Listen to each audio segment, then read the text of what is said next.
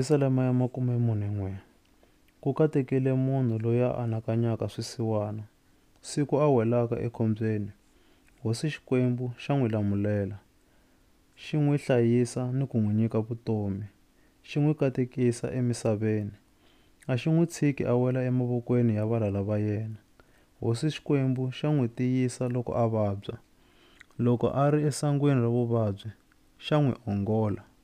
Mina ndzi te, we Hosi ndzi twele vusiwana, u ndzi horisa, hambileswi ndzi ku dyoheleke. Valala va mina va luka mano va ku, xana u ta fa rini munhu loyi? Hi ta ka hi nga ha vulavuli hi yena.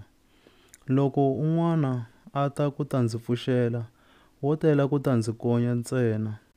A ri karhi a xopaxopa leswi a nga ta ndzi onha vito ha swona loko a humile. Hinkwavo lava va ndzi vengaka va hlengeletanile va ndzi hleva, va ndzi navelela swo biha, va ku, khote, hambi kona.